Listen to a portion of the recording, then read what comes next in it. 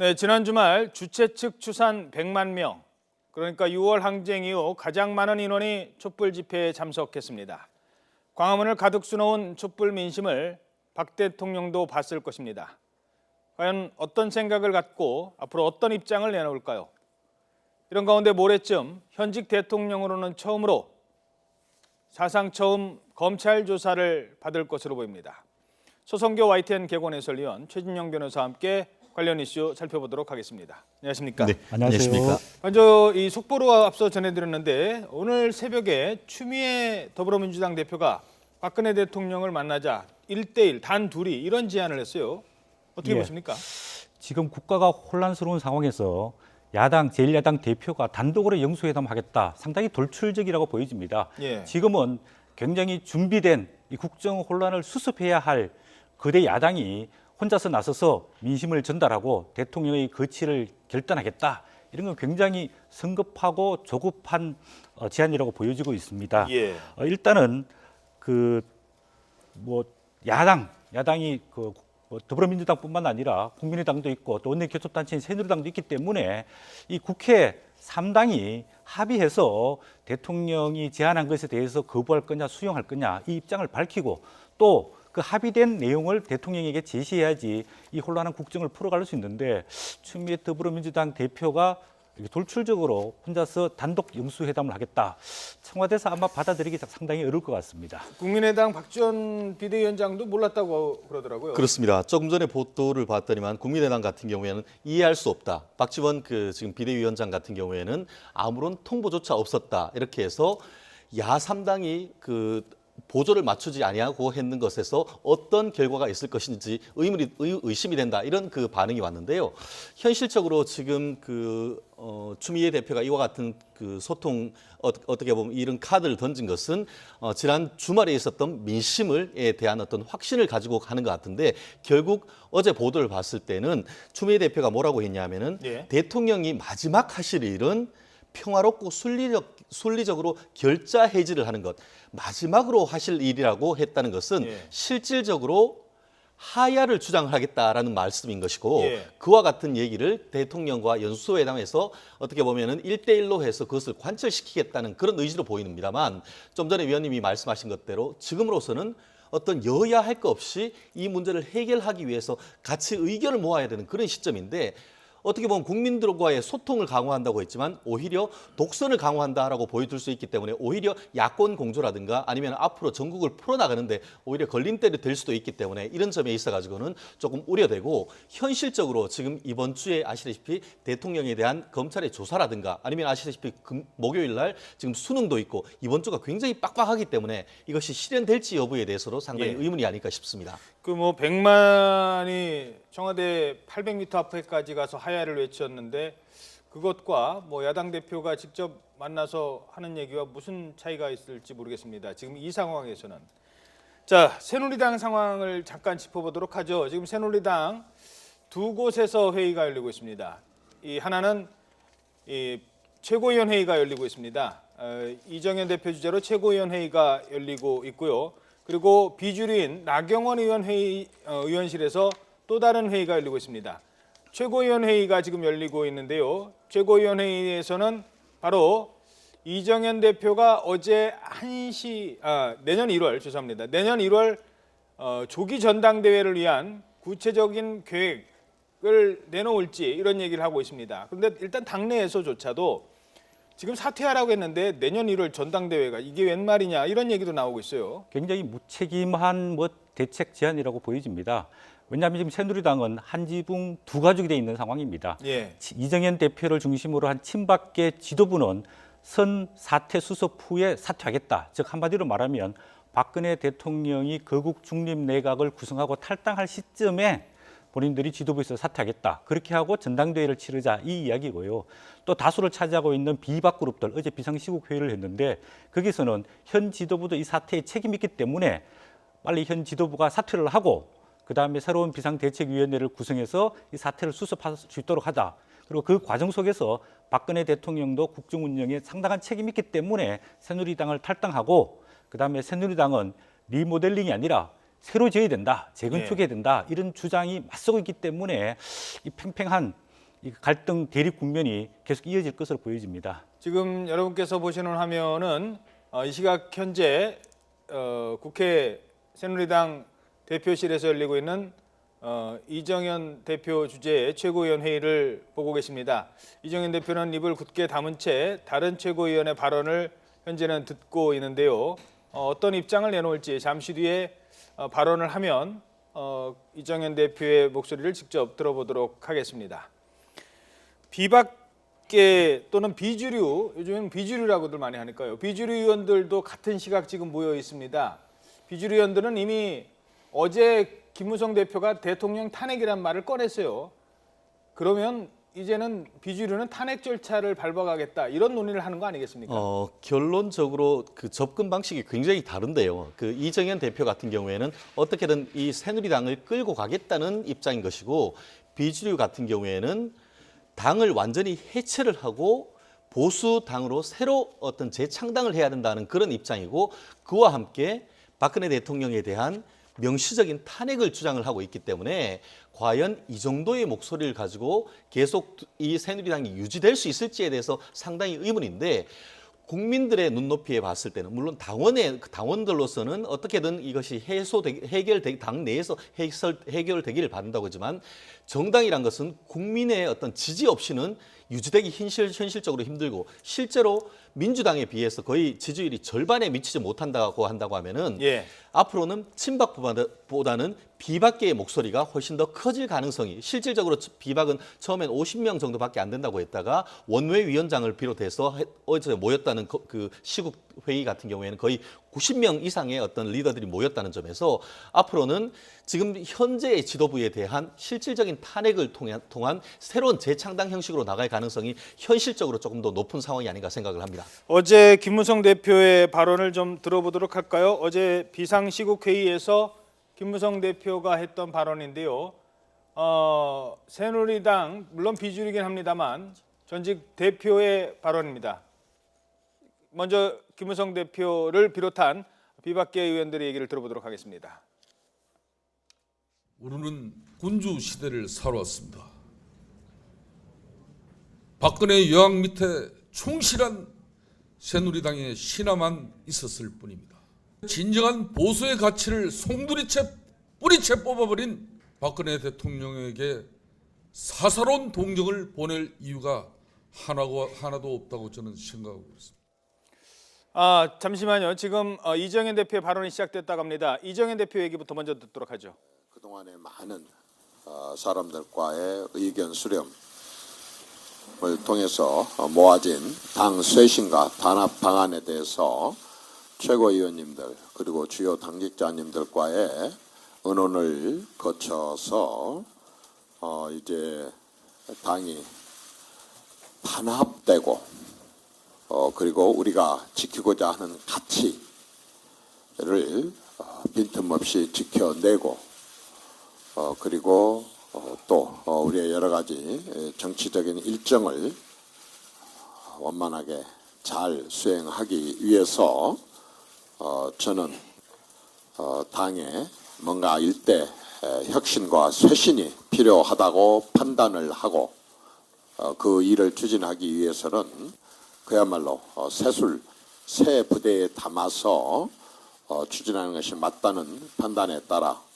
2018년 8월 9일 날 임기로 되어 있음에도 불구하고 저는 이제 새로 당 지도부를 선출해서 이러한 막중한 그러한 과업을 달성하도록 하기 위한 그러한 어제 로드맵을 상의 끝에 발표를 했습니다.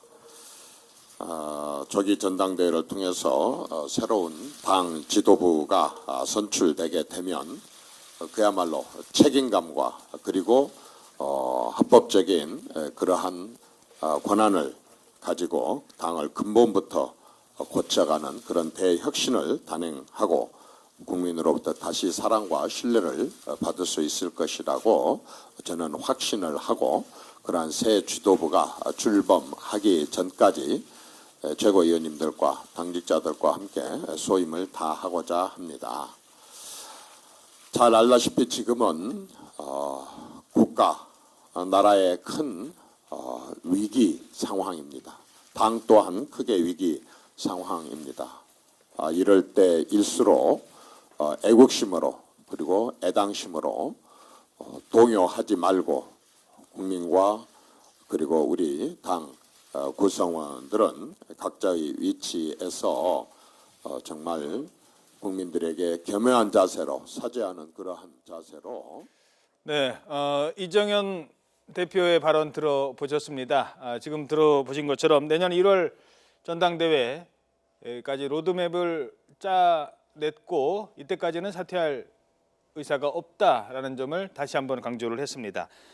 자, 앞서 이런 가운데 지금 이정현 대표는 계속 남겠다는 거고요. 비주류에서는 퇴진, 그거보다 더한 대통령의 탄핵을 요구하고 있습니다. 계속 들어보도록 하시죠. 아까 김성태 의원 발언까지 들었는데요. 네, 이 다른 의원들의 얘기도 들어보도록 하겠습니다. 유승민 의원도 들어보도록 하시죠.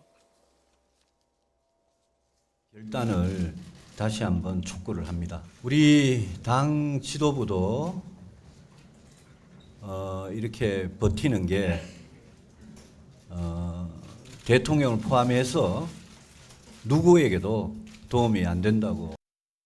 수습이 어려운 이유는 헌법을 수호해야 할 대통령께서 헌법 위배의 몸통이라는 의혹을 받고 있기 때문입니다. 대통령은 국민의 이름으로 탄핵의 길로 가야 한다고. 자, 요 새누리당 어떻게 될 것으로 전망되십니까? 어떤 관전 포인트를 갖고 이 사태를 지켜봐야 될까요? 일단 여러 가지 포인트가 있는데요. 첫 번째로는 박근혜 대통령이 어떤 결단을 내릴 것인가. 왜냐하면 이번 주에 검찰 이제 수사를 받게 될 텐데 수사를 받게 되면은 그동안의 의혹들이 사실관계로 밝혀지게 되고 헌법이나 법률의 위반 사항이 나올 때 이거는 탄핵의 요구 조건이 되기 때문에 탄핵의 그 바람이 굉장히 많이 불 것으로 보여집니다. 예. 이 가운데 아무래도 새누리당 지금 친박 주류의 지도부들이 굉장히 버티기가 쉽지 않을 겁니다. 예. 그렇다면 이 비박과 친박들 간의 어떤 정치적인 타협을 통해서 친박 지도부가 사퇴하고 그다음에 친박과 비박이 합의하는 어떤 비상대책위원회를 꾸려지고 그 비상대책위원회에서 앞으로 전당대회 스케줄을 짜면서 앞으로 어떤 리모델링, 당명과 뭐 색깔과 로고를 바꾸는 것뿐만 아니라 인적 청산과 그다음 또 정강 정책의 내용까지 바꾸는 정말로 황골탈퇴하는 그런 계기로 가지 않을까 일단 그렇게 예상해 볼 수 있겠습니다. 예. 어떻게 보세요? 실제로 사실 그 야당은 사실 당을 정말 만드는데 선수죠. 분열됐다가 합쳤다가 하는데 실제로 지금 여당의 역사를 보면은 웬만해서는 당이 깨지지가 않았습니다. 예. 그런데 과연 이번에는 어떻게 할 것인가? 사실 국민들이 굉장히 그것을 지켜보고 있는데 현실적으로 지금 친박과 비박은 당신 먼저 나가라 이렇게 얘기를 하고 있고 실제로 당을 나가면은 10일에야 벌판이라고 하죠. 왜냐하면은 당에 대한 지원금 같은 게 끊기니까. 그렇죠. 그런데 지금으로서는 분당될 가능성도 상당히 없지 않다. 왜냐? 지금 친박 비박 했을 때 비박 같은 경우에도 지금 현역 의원들이 30명 이상 이른바 원내 교섭단체를 만들 수 있을 정도가 되기 때문에 어쨌든 내년 12월 달에 있는 대선이 있을 때까지의 어떤 정계 개편을 앞두고 있기 때문에 이것을 정계 개편의 신호탄으로서 일단 분당될 가능성이 저는 현실적으로 있지 않을까 그렇게 생각을 하는데요. 예. 말씀드렸듯이 지금 오늘 같은 경우에도 이정현 대표 같은 경우에는 이미 어떤 그 앞으로의 혁신에 대한 로드맵은 발표를 했고 내년 1월 달에 있을 전당대회를 위해서 본인이 그때까지는 나가지 않겠다라고 이미 오늘 단언을 했기 때문에 그렇다고 하면은 지금 비박계의 모임들 같은 경우에는 현 상태를 그대로 두고만 보고 있진 않을 것이다. 아하. 이런 점이 있기 때문에 예. 앞으로는 분당으로 갈 가능성이 오히려 조금 더 강화된 것이 아닌가 이렇게 조심스럽게 예측할 수 있는 것 같습니다. 당은 결국 쪼개질 수밖에 없다. 지금 상황이 계속된다면 이런 말씀이신 것 같습니다. 자, 그렇다면 대통령은 어떤 선택을 해야 될까요? 더 이상의 국정 혼란을 막기 위해서 말뿐인 사과가 아닌 거취와 권한에 대한 결단을 내려야 할 때가 된 것 같습니다. 지금 박 대통령 앞에는 대략 5가지의 선택지가 놓여 있는 것 같습니다. 장민정 앵커가 그 내용을 정리해 드리도록 하겠습니다. 네, 국정 정상화를 위해 박근혜 대통령은 어떤 카드를 꺼내들까요? 청와대 안팎에서는 현상 유지와 이선 후퇴, 탄핵, 하야 크게 4가지로 선택지가 언급됩니다. 여기서 하야는 즉시 하야와 질서 있는 퇴진으로 나뉠 수가 있습니다. 자, 먼저 현상 유지부터 살펴보겠습니다. 대통령직을 그대로 유지하는 겁니다. 이렇게 되면 성남 민심은 좀처럼 가라앉지 않을 겁니다. 또 민중 시위는 계속될 테고 야권은 물론 여권 일부에서도 반발의 목소리가 큰 만큼 전국은 더 극심한 혼란 속으로 빠져들 것으로 예상됩니다. 야권이 요구하는 이선 후퇴도 제시되는 하나의 방법입니다. 대통령의 권한을 대부분 총리에 이양하는 거죠. 하지만 어디까지 권리를 이양하느냐에도 논란이 있고 이를 위헌이라 보는 시각도 있습니다. 일각에선 탄핵도 거론됩니다. 하지만 과정이 복잡합니다. 대통령을 탄핵하려면 국회 재적의원 과반의 발의와 3분의 2 이상의 찬성이 있어야 의결되는데요. 그렇다면 야 3당 의석에 야당 성향 무소속 6석을 합쳐도 새누리당에서 29명 이상이 동조해야 합니다. 탄핵안이 국회를 통과해도 헌법재판관 9명 가운데 6명 이상이 찬성해야 하는데요. 국회와 헌재를 모두 통과해야 하는 어려움이 있는 데다 이 절차를 진행하는 데 시간이 오래 걸리는 것도 걸림돌로 꼽힙니다. 자, 그렇다면 대통령이 스스로 물러나는 하야는 어떨까요? 이 즉시 하야와 질서 있는 퇴진 2가지가 언급되는데요. 만약 대통령이 즉각 하야한다면 당장 대선을 60일 이내에 치러야 합니다. 일정이 너무 촉박하죠. 그래서 내년 4월 재보궐선거 때 대선을 당겨 함께 치른다처럼 특정 시점을 정해서 천천히 절차를 밟는 질서 있는 퇴진론이 거론되고 있습니다. 네, 참 무서운 얘기입니다. 지금 저희들이 하고 있는 얘기가 국가를 역사의 좀 한 페이지에 놓여 있다고 생각하는데 그래서 대통령의 선택이 좀 중요합니다. 지금 정리해드린 내용 중에 어떤 선택이 가장 바람직하다고 보십니까? 또는 어떤 선택의 가능성이 높다고 보십니까? 네, 아까 4가지 이제 그 사례가 있는데요. 예를 들어서 현상 유지를 빼고 나면은 3가지 방법밖에 없습니다. 네. 헌법적 절차에 따르면은 대통령이 사임하고 60일 내에 재선거를 치르는 경우가 있고요. 아니면은 탄핵의 과정을 거쳐가지고 국회 의결과 또 헌법재판소의 심판 이래 가는 방법과 이거는 헌법에 규정되어 있는 방식입니다. 그런데 이제 마지막으로 정치적인 그 타협에 의해서 이선 퇴진과 소위 말하는 질서 있는 박근혜 대통령의 명예로운 퇴진을 보장을 해야 되는데 이거는 헌법에 규정이 없습니다. 이거는 정치 세력 간에 청와대와 여당과 야당 간에 합의가 이루어져야 됩니다. 일단은 첫 번째로 대통령이 이선 후퇴를 하고 그다음에 국회에서 추천하는 총리가 권한 대행을 맡아가지고 단기간 국정을 관리하고 조기 대선을 치러서 박근혜 대통령이 명예퇴직하도록 하는 건데 우리나라 과거 역사에서도 과도 정부를 수립한 경우가 여러 번 있습니다. 1960년 4.19 이후 때 이승만 대통령이 하야를 하고 허정 내각 수반이 2개월 동안 과도 정부를 유지하면서 헌법을 개정해가지고 제2공화국을 열었던 경우가 있고요. 또 그 1979년 11.6 때 고 박정희 대통령이 서거하시면서 최규하 당시 국무총리가 임시 과도 정부를 유지한 적이 있습니다. 그리고 대통령 탄핵의 경우에도 2004년 노무현 대통령이 탄핵당했을 때 고건 총리가 권한 대행으로 약 2개월 동안 직무를 수행한 경우가 있기 때문에 이거는 정치 그 세력들 간에 정당들 그다음에 청와대와 협의하에 이런 좀 안정적인 소프트 랜딩으로 가는 게 국정의 혼란을 막고 조기에 수습할 수 있는 방안이지 않을까 그렇게 보여집니다. 저는 개인적으로 참 이런 말씀을 한다는 것 자체가 국민의 한 사람으로서 특히 법조인의 한 사람으로서 참담하다 이렇게 말씀드릴 수밖에 없는데요. 저는 개인적으로 법조인으로서는 결국 우리나라는 헌법에 의해서 유지가 되고 모든 것은 헌법과 법률에 따라 진행되는 것이 헌정 중단이라는 불행을 막기 위해서 최선이 아닌가라고 생각을 하는데 그러한 취지에서는 지금으로서는 여나 야나 어떤 정치적인 어떤 타협보다는 헌법적 질서에 의한 것이 말 그대로 그 합당하고 그것은 결국 탄핵 절차가 가장 합리적인 것이 아닌가 하는 생각이 드는데요. 지금 야당 같은 경우에는 이른바 탄핵 3불가론을 얘기를 하고 있죠. 무슨 말이냐면 첫 번째, 과연 이것이 국회를 통과할 것인가. 두 번째, 그게 헌재로 간다고 한다 하더라도 보수적인 헌재가 이것을 인정할 것인가.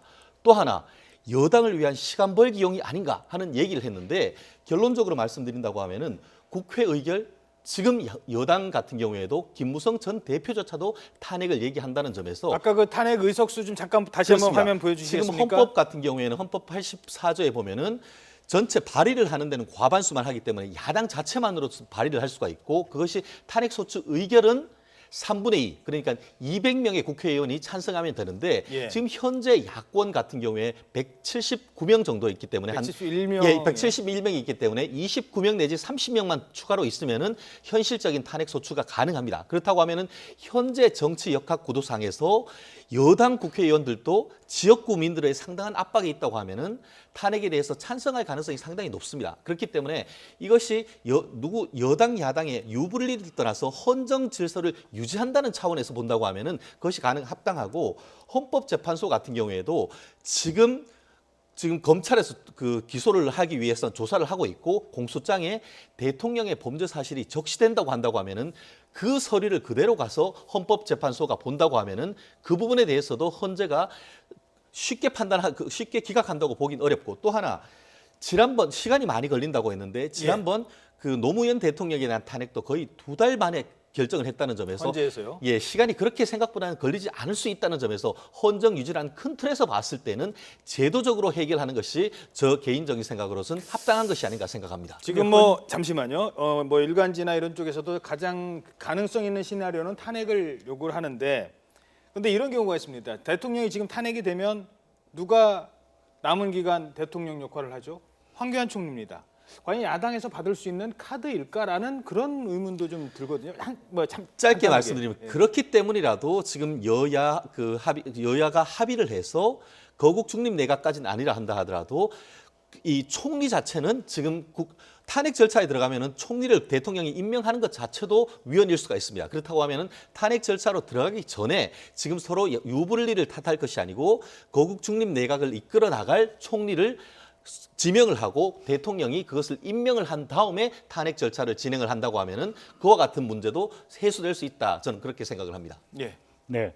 탄핵도 헌법에 규정돼 있지만은 대통령의 사임과 관련된 조항도 있습니다. 71조에 보면 그렇죠. 대통령의 권리 또는 사고로 인해서 정상적인 직무를 하지 못할 때는 국무총리, 기타 국무위원 순으로 그 권한을 대행한다 이렇게 되어 있습니다. 예. 그렇기 때문에 이번 검찰 조사 과정에서 대통령의 명백한 불법 사실이 드러나고 박근혜 대통령도 불법 사실을 인정하게 되면 탄핵보다는 오히려 국가적인 갈등과 대립과 충돌을 막기 위해서 대통령이 스스로 사임을 하면서 미래 앞으로 본인의 사퇴 시기와 그 사퇴 과정 속에서 국무총리가 어떤 권한을 가지고 대응을 하게 되고 예를 들어서 본인이 어느 시점에 사퇴를 하게 되면 다음 조기 선거를 언제쯤 어떻게 치르면 좋겠다는 이런 가시적인 좀 안정적인 앞으로의 일정을 제시하는 게 오히려 바람직스럽지 않을까 보여지고 있고요. 예. 탄핵을 하게 되면 탄핵 반대 세력과 또 탄핵 찬성 세력이 있기 때문에 그 갈등 과정 속에서 어떤 국정의 지금 마비, 혼란, 난맥상은 더 커질 수 있지 않을까 그런 우려도 할 수 있습니다. 예. 자, 대통령의 탄핵 또는 뭐 하야에는 대통령이 헌법을 위배했거나 법률을 위반했을 때라는 내용이 전제 조건으로 깔려 있습니다. 그러기 위해서는 검찰의 철저한 조사가 필요해 보입니다. 물론 지금 대통령이 무엇을 위반했다라고 가정해서 말씀드린 건 아닙니다. 대통령도 본인의 혐의 사실을 부인할 수 있는 그런 내용을 충분히 제시를 해야 될 필요가 있겠죠. 하지만 국민들의 100만이 넘는 국민들의 목소리를 청와대는 들었을 것입니다. 또 잠시 뒤에 10시에 그리고 10시 반에 그른바 문고리 3인방 가운데 2명 이재만 그리고 안봉근 비서관도 소환 조사를 받습니다. 대통령 조사를 위한 전 단계라고 생각을 하는데요. 자, 검찰 조사 이후 이 대면 조사 이후 전국 상황은 또 다른 변수를 맞을 것 같습니다. 시간 관계상 오늘 말씀 여기까지 나누도록 하겠습니다. 서성교 해설위원 그리고 최진영 변호사였습니다. 두 분 고맙습니다.